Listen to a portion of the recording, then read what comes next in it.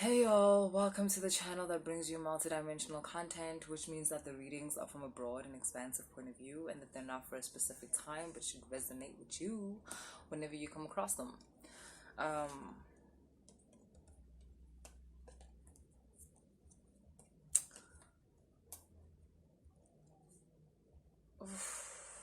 guys. So, some of y'all are. You want to know what it would take to make someone move towards you. It's like you're trying to figure out, like, what is someone's type, what are they into, what kind of, like, what do they like? Because, you are ready to present that to this person. That is how much you want them. You literally want to know, like, oh, Six of Swords, Three of Cups, Page of Cups. You want to know what's it gonna take to move this person in your direction, even from an emotional point of view. Like, what is it gonna take to make this person love you, basically? You're brave, hey? You're very brave. Good for you. The thing is, this is not proving to be an easy task because the person that you're in love with is quite mysterious. You've got the moon and you've got the Ten of Wands.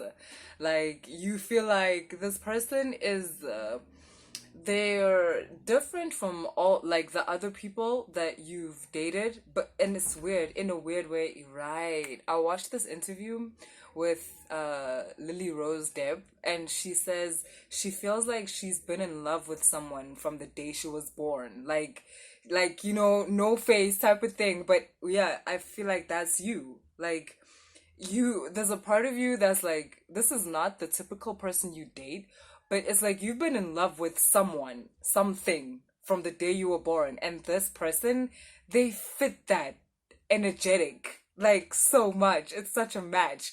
So in a weird way, it feels like you've been in love with this person like for the longest time, even though this feeling like towards them, their physical self, is quite recent. So which means you either met this person recently, you might have not even met them yet, like you've just, you've been checking them out or whatever. But I feel like you guys, you've at least spoken because you're pretty sure. Like nothing, yeah. Yeah. Yeah, oh, you've got the Six of Cup and the King of Swords. I'm serious. You're this weird little spirit child that's been in love with someone their whole life and you didn't know who this person is. And like feels like this is the person. Like this is the person. And now here you are. And I feel like, look, if you've been in love with someone your whole life, right, as a feeling, surely, like, this person, they've also been in love with you their whole life as a feeling, right? Maybe they're just not aware. Maybe they're not on the same level as you are spiritually. Maybe you're the one that's going to introduce them to spirituality. Like, sometimes you have an affinity for something, but it just hasn't been activated. That's why I do activations on this channel. Because I know you guys have the blueprint for something, it just hasn't been activated. But, as soon as a specific person comes into your life, i.e., you coming into this person's life, all of a sudden it activates their spirituality and now they're a whole high priestess. And I feel like that's what's happening here. Or it might be the other way around. This person might be spiritual and you weren't that spiritual, but ever since you met this person, that's how you ended up on this channel. Like, all of a sudden now these spiritual things are attracted to you, the spiritual content like finds you wherever you are, and yeah, they've activated something in you. And I think that's also what makes it so hard for you to figure out, like, what does this person want? Like, and that also might be why you're here. I'm getting very cross watcher vibes. Like, that also might be why you're here. Like, you're literally trying to figure out, what do I talk about with this person? Maybe if I watch some tarot readings, I can have like subjects for us to talk about. Like, when we talk, like, oh,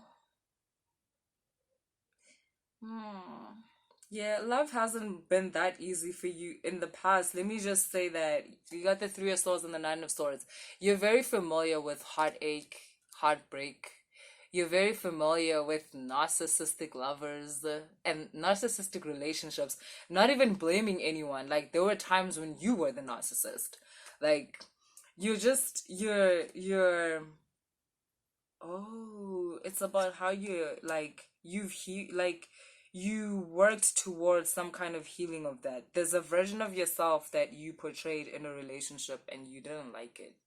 You didn't like who you were in this relationship with that certain person, and I'm just getting someone who understands the contribution that they made to a toxic relationship in the past. That's very mature of you. That's very mature of you. And basically how they wanted, like, you wanted to make sure that, like, this doesn't happen again. And you feel like your collaboration with the Lover's card. You've got the Lover's card and Temperance. You just feel like this is it. This is it. You feel like this is the union that activates you.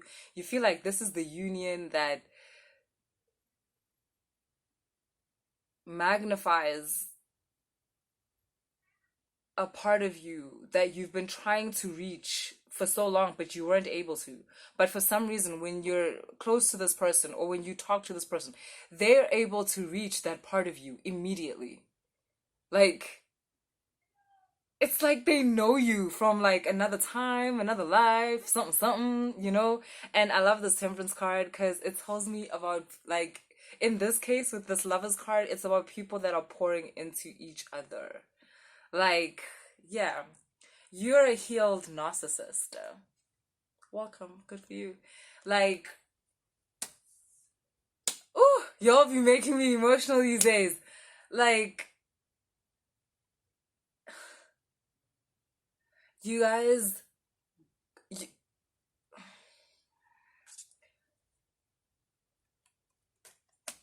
the thing is, I don't know if I should like pop the bubble because I want to tell you the secret. Like, what's here? Like, you're gonna be with this person. You're gonna be with this person. Whatever it is you're doing to try and impress this person, yeah, it's gonna work. You're gonna be with this person and you guys are gonna pour into each other. You guys are like the sea and like the earth, which is apparently the oldest love story of all time. Because it's balance.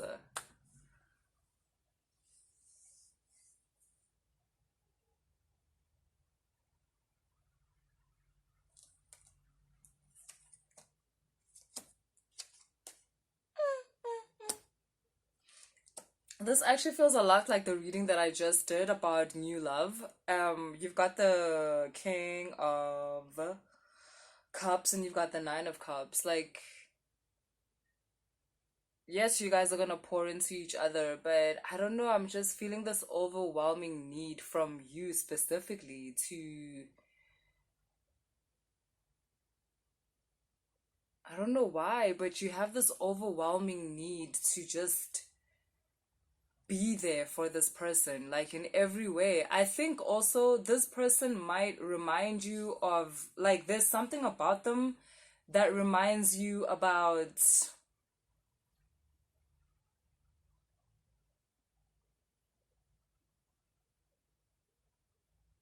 okay, okay, so there's something about this person that just makes you feel like you need to protect them.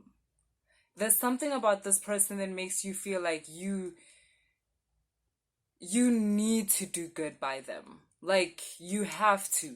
Like, and this is not some kind of burden that you're feeling. Like, it's a chilled feeling. You're good with it. For some reason, the way in which you are, the way you're made up is, it's completely comfortable with all of this. Again, this might be some kind of like some multiverse like relationship type of thing, because I'm getting a lot of familiarity between the two of you. Like even this feeling of feeling like you need to be there for this person, you must protect them, you must be able to support them and provide them with like all the pleasure that they're hoping for in this life. Like, why do you feel that? I feel like, why? That's so weird for me. Like, why do you feel that? And the only thing I can come up with is like, you guys have been connected before, and yeah, it's here. I've got that in the Six of Cups. Like, you see how she's in the water? Come on, do you think people just be greeting each other like that, where one person is in the water and one person? No, this is symbolizing the fact that through time you've been meeting this person, like through different times. You and this person, you always meet, and that's why it's like you already know what to do. That's what I'm getting here. There's this feeling of you already know what to do when you meet this person. You already know how to act. You already know like what they need from you, what they like, what you need from them. Yeah.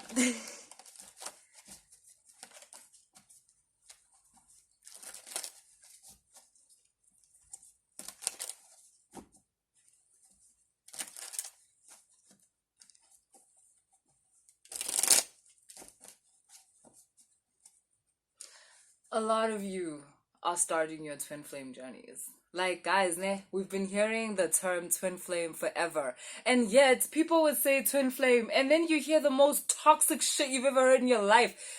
Blah, blah, inseparation. I.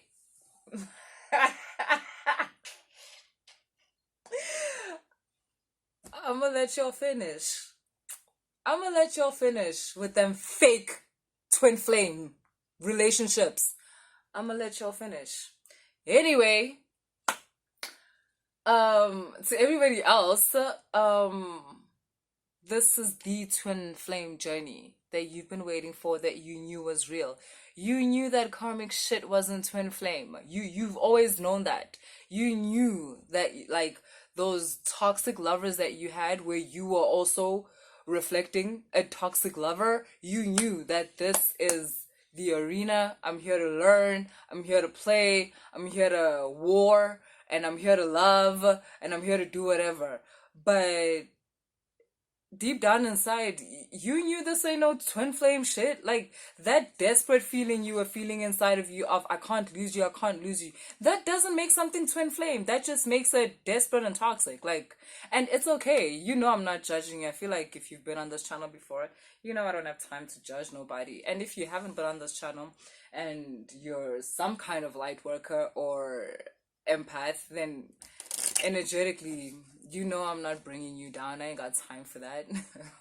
Besides, well, one, you don't think the relationships I'm talking about, like, I've been in, that's how I know I was in them. I know that feeling of wanting a toxic, of wanting a person, of wanting an abusive person to be your soulmate. I know the feeling. I know the feeling. I know why you guys claimed that you were in twin flame relationships with abusive people. I get it. But it's okay. Now we can finally let go of that. We can finally let go of that lie. Because the real twin flames are coming. The real twin flames are here. So now we can stop lying. Yay.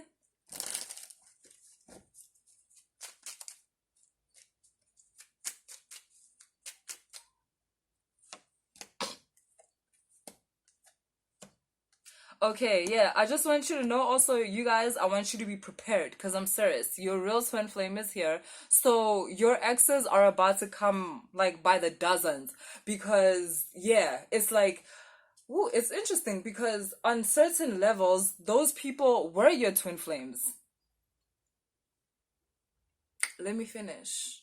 On certain levels, those people were your twin flames, just in like very low vibrations, just on a very, very low frequency. So it's like, if you wanted to be like twin flame with that person in that low vibration and sell yourself short, it's cool and everything, but like, I feel like we shouldn't be calling that twin flame. I mean, but you can, we can.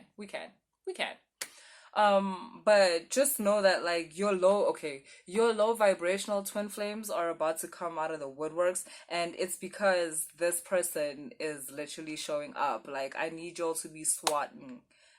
these flies out of the way. It's just how the universe like works. When you decide on something with the universe, two things happen. People that meet, that are of the frequency that you are desiring, you start meeting those people, like, you know, in order to like kind of indoctrinate you into this new reality that you're wanting and so forth. And then second thing that happens is that people from the reality you're wanting to leave, from the vibration that you've ascended from, they also start coming out of the woodworks. It's almost like life saying, are you sure? Are you sure? Because we could do this. We could go a whole nother cycle of abuse and toxicity. Like, are you sure? Because you must understand, within the universe, it's not negative. What we call abuse and toxicity is not negative. The universe is like on some non-dual likeness, you know, likeness of being. So the universe sees nothing wrong with you staying on that vibration, and you can if you want. But yeah, obviously you don't. So I just want to, you know, don't be surprised when your exes start coming through. And I guess don't feel guilty if you choose them. If you do choose them, I guess you were just not ready for like this particular person, and that's also cool. But most of y'all are packed. You are packed. Like, your luggage is at the door. You're like, new life, who this? Like, once you've got the Magician, you've got the Judgment card, and you have the Nine of Pentacles, you're not looking back. This Judgment card is kind of like how you've been born again, B. Like, you don't even recognize the version of you that dated anything called toxic or abusive. It's like, who are those people? Who's toxic? Who's that? Who's abusive? Who's that? I don't know that person. You're on a whole nother level, to be honest. And it's interesting because this comes at a time where you were not really even looking. I see how we've changed perspectives here, because in the beginning of the reading you were trying to get someone's attention. But I feel like now I'm talking from a perspective of the person, like the person wants to get your attention. This person I was talking about in the beginning of the reading, they want to get your attention. But anyway, listen, like, you're actually single right now. You were not even really looking. You are busy with loving yourself and expressing the love of yourself into your reality. And this is what has manifested from you doing that. That's why this Magician card is here. That's what your self-love has manifested. It's manifested a true twin flame. God bless you, child. Hope the reading resonated. Later.